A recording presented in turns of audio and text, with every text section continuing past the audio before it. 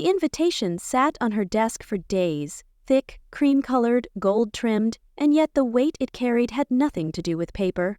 It read, Robert and Linda Carver's 40th anniversary celebration. For anyone else in the Carver family, it was just another excuse to dress up and pose for photos. But for Madison Carver, it marked something entirely different, a turning point. Tonight, under the warm glow of champagne flutes and chandelier light, the family would raise glasses to celebrate a legacy they believed only belonged to the men in the room. Robert Carver was a real estate mogul with his name on half the properties in Orange County. His son Nathan was the next in line, publicly. And then there was Madison, the creative one, the one who supposedly turned down the family business to pursue branding. At least, that's what they thought. Madison zipped up her coat just as her phone buzzed. A text from Nathan. Dinner's at 6. Try not to wear anything weird. Dad invited the Hearts. She laughed softly. Nathan, the family's golden boy, always playing the role, rehearsing every move like it was an audition for heir to the throne. He didn't know that Madison was about to outshine them all without raising her voice or needing their permission. Because at 8:45 p.m., while champagne was poured and expensive wine tasted, every phone in that banquet hall would buzz with a headline. Lyra Equity acquires Velocity AI for $70.00 M. Founder Madison Brooks steps out of the shadows, and just like that, the narrative would flip. Not a single person in her family, even her cousin Lauren, who had unknowingly interned at one of her portfolio companies, knew that Lyra Equity was hers. Madison Brooks had been quietly building a private empire under her grandmother's last name for nearly a decade. She didn't flaunt it. She didn't ask for praise. She just built, deal by deal, acquisition by acquisition, a portfolio now worth over $600 million, 0 cents. And tonight, surrounded by silk ties and legacy handshakes, she would take back her name. The rooftop of the Aurora Club was lit like a movie set. Marble floors, cascading flower arrangements, a string quartet playing soft jazz beneath twinkling lights. Her driver pulled up just behind Nathan's Porsche.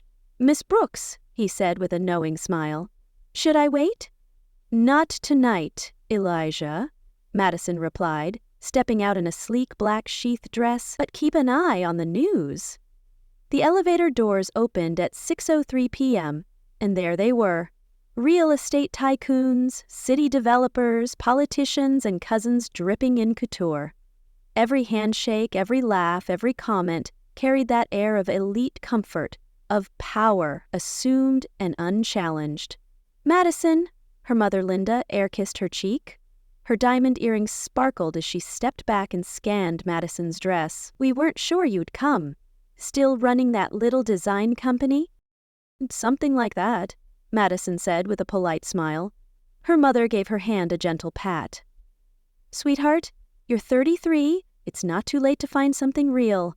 Maybe Nathan can talk to your father about bringing you in. Madison nodded as if considering it, her heart steady, her mind sharp. She already owned the company they'd be discussing at the dinner table without knowing it. And right on cue, Nathan strolled up, drink in hand, suit tailored to perfection, hair slicked back like a commercial actor playing future CEO. Still pretending to be a businesswoman, huh? He asked with a chuckle. Still pretending to be charming? She shot back with a sip of her champagne. I'm just saying, he smirked. Dad's naming me managing partner next month, youngest in firm history. Congrats, she said evenly. Quite the legacy. Offer still stands, he added smugly. You know, junior associate. You'd start at the bottom, of course, but better than whatever it is you're doing. Madison smiled, not because it was funny, but because it was almost too perfect. He had no idea he was talking to the founder of the investment firm that had just outmaneuvered half the room's holdings. Her father's voice came next, deep and authoritative. Happy isn't the same as successful, Madison. She turned. Robert Carver stood with his signature silver cufflinks, posture stiff, gaze disapproving. This was the man who taught her never to cry in public, but made her feel invisible in every boardroom he walked her past. Hi, Dad, she said warmly. Happy anniversary. He studied her quietly, his frown deepening as he took in her simple, elegant look. "You could have worn that Chanel we sent you last Christmas. This feels more like me." He exhaled, not angrily, almost sadly. "That's always been the issue. You never quite fit into the Carver image." That comment alone would have crushed her 5 years ago. Now it barely registered around them. The rooftop buzzed with conversations, talk of zoning laws, legal loopholes, and commercial real estate pipelines. A man holding a bourbon glass stepped over. "Robert, whole city's here tonight. Quite the crowd," he said. Then, turning to Madison, "And this must be your daughter." "She's in branding," her father said quickly. "Runs a small shop downtown." The man nodded, interest fading just slightly. "Heard rumors tonight about a big acquisition. Some mystery CEO from Lyra Equity. Whole sector's talking about it." Her father scoffed. "They don't use us, just some light contract work." Madison took another sip of her drink, the irony hitting harder than the champagne. She had hired his firm, on purpose, but only for superficial filings, just enough to keep things interesting, keep them guessing. "Speaking of deals," Nathan suddenly announced as he re-entered the circle, "wait till you hear about what I just closed. Biggest in firm history." The room turned to him like planets orbiting a star. Madison glanced down. 1 hour left. The string quartet swelled as her mother clinked her glass. "Everyone take your seats." The night was a full-blown production. Carved wood tables, menus with gold foil, monogrammed napkins, and as dinner unfolded in polished waves, her father rose with a practiced grace. "Tonight we honor not just 40 years of love and partnership," he said, "but a legacy. A firm, a family, a future. Applause. That future," he went on, "lives on in our son, Nathan, soon to be the youngest managing partner in Carver and Holden history." More applause. "And of course, our daughter Madison, who chose a different path," he said, with a pause too long to be an accident. "She runs a small business." Madison smiled to herself. 6 minutes. Then came the whisper, the prod from her mother. "At least pretend to be interested. This night means something to your father." "I am listening," Madison said calmly, glancing at her screen. "I'm just waiting on something." "A design job?" Nathan asked with a grin. "Another logo for a taco truck?" Madison didn't flinch. "Something like that." As laughter echoed, she checked her phone. 4 minutes. Dinner continued on like a well-rehearsed opera. City officials swapped stories of development deals, lawyers boasted about courtroom victories, and the wine flowed freely. Madison stayed quiet, letting the noise wash over her while her fingers drummed softly against her phone screen. She watched the countdown, second by second, closer to the moment everything would flip.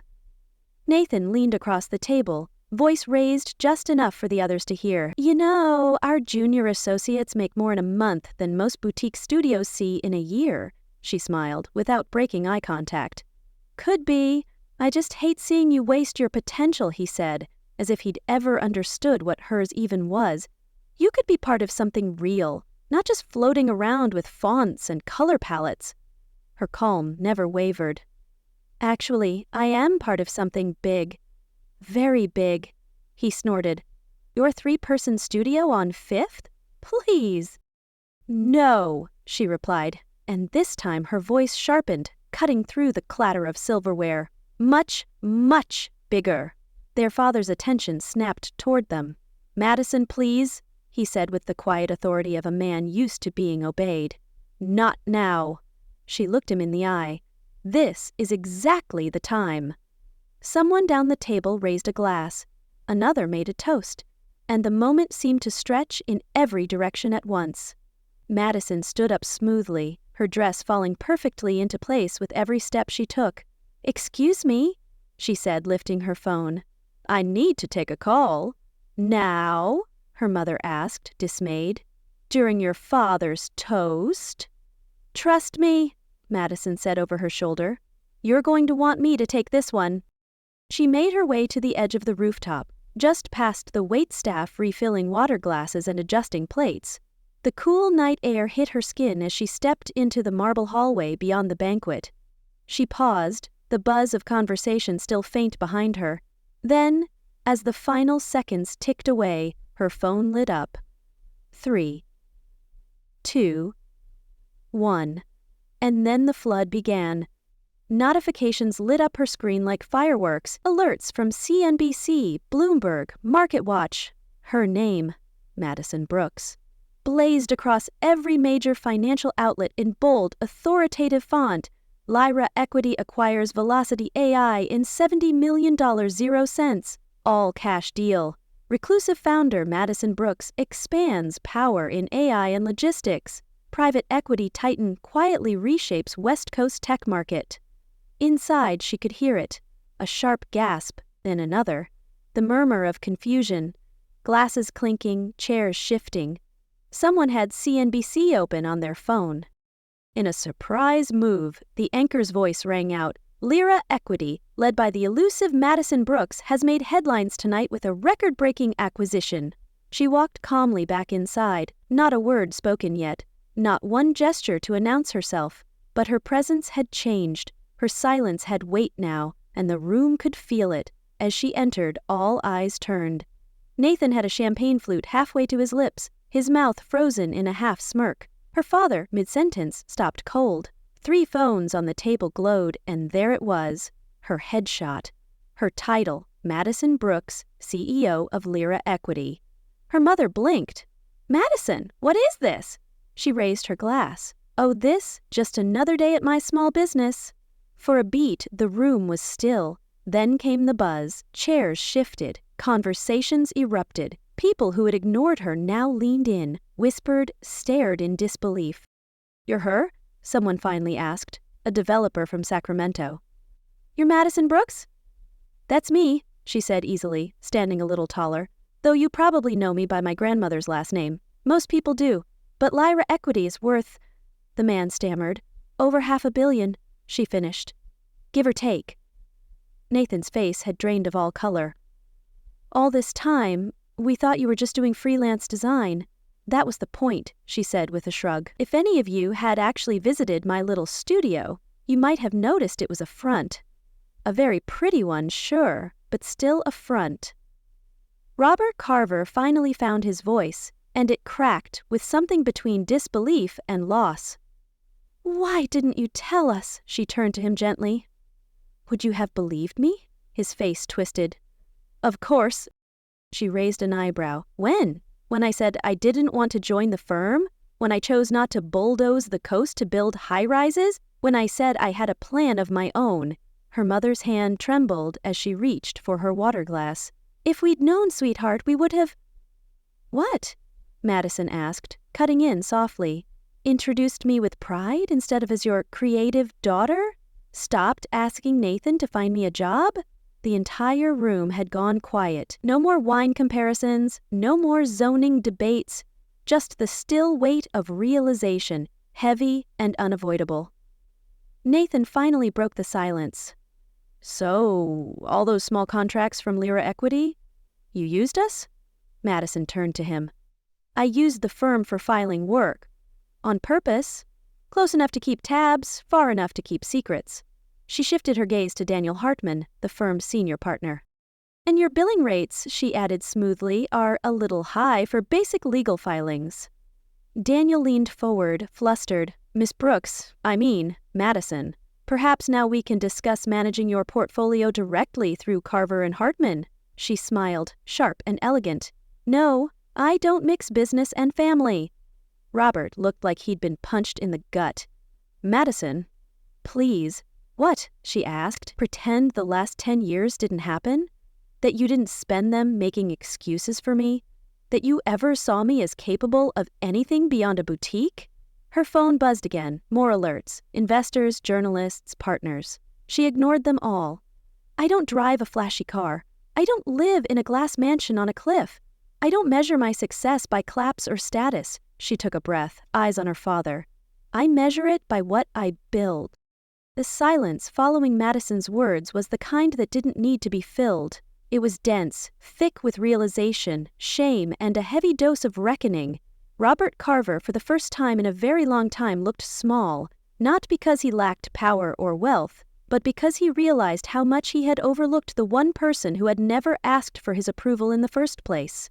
Nathan, red-faced and stunned, sat back down. His hands clutched his champagne glass like it might anchor him in a storm. I need a drink," he muttered, almost to himself. Madison didn't sit. She stood calmly, poised, in control. Her voice was steady but strong. "Sit down, Nathan," she said. "For once in your life, listen to your little sister. The one you thought needed your career advice an hour ago." He froze. "I built this without your guidance. Without the family name. Without being introduced around the room as a rising star. While you were chasing titles, I was closing deals.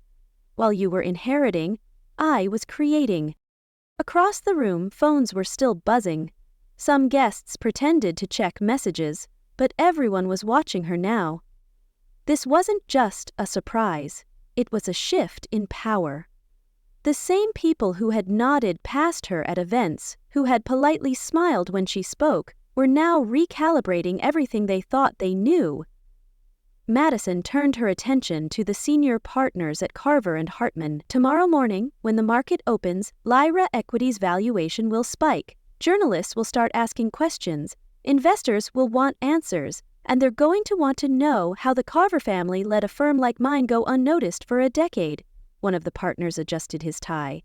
"And what should we tell them?" She didn't flinch. "Tell them the truth."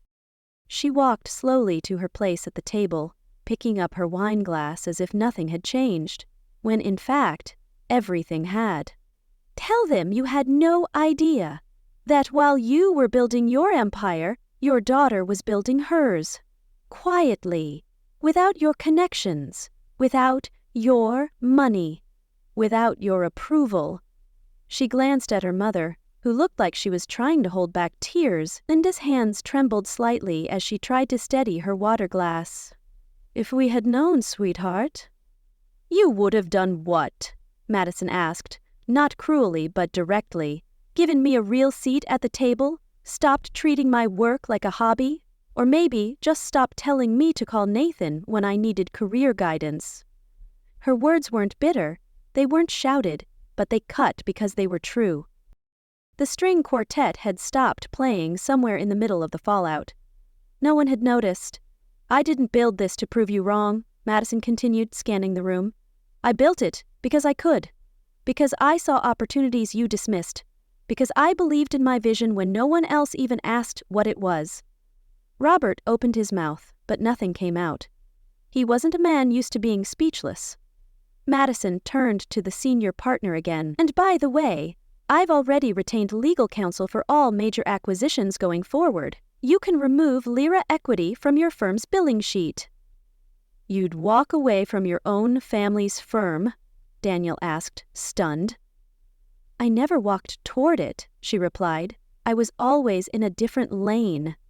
You just never looked far enough to see it." She picked up her clutch, now cool and metallic in her hand. "If you'll excuse me, I have a merger to finalize." Robert stood. "Madison, wait." She paused. "Can we talk? As a family?" She looked at him, her expression softening just enough. "We are talking. For the first time in years, you're actually listening." She turned to face the entire room. Every suited official, every cousin, every investor. Funny how $500 million changes the conversation. Then, without another word, she walked out. Down the elevator, past the valet, into the night air that no longer felt heavy with expectation. Her driver, Elijah, was waiting beside the sleek black SUV, hands behind his back and a calm smile on his face. "Home, Miss Brooks." She looked down at her phone. 47 missed calls. Most of them family. "No," she said. "To the office, the real one." The next morning, sunlight poured into the penthouse suite, as if rewarding her patience. Madison stood by the window, coffee in hand, watching the city she now quietly influenced. On her desk sat a nameplate. Madison Brooks, CEO, Lyra Equity. HR assistant buzzed through. Your father's here. So is Nathan. And 3 partners from Carver and Hartman. She didn't flinch. Tell them I'm in a meeting. They can book an appointment like everyone else. And your mother, her assistant added, voice softer. She's called 6 times. Tell her I'm busy. Running a small business takes work, remember? As the assistant clicked off, Madison turned back to the window, watching the skyscrapers glint in the morning sun. Another message pinged on her phone. It was Nathan. Can we talk? Please, I had no idea. She stared at it for a moment, then typed back. Neither did anyone else, that was the point. And maybe that's the lesson in all this. Not just for Madison, but for anyone who's ever been overlooked, underestimated, or told to stay small. Sometimes success isn't about shouting from the rooftops. Sometimes it's about building in silence, brick by brick, move by move, until one day you walk into a room and everyone realizes you were never playing their game, you were playing your own. If you've ever been the underdog, the outsider, the one they didn't see coming, drop a comment. When did you realize your worth? Or are you still waiting for someone else to notice? Let me tell you this. Don't wait. You don't need their permission. You don't need their applause. What you need is faith in your vision and the discipline to keep building when no one's watching. Because when they finally do look up, when they finally realize what you've done, it won't be because you told them. It'll be because they can't ignore you anymore.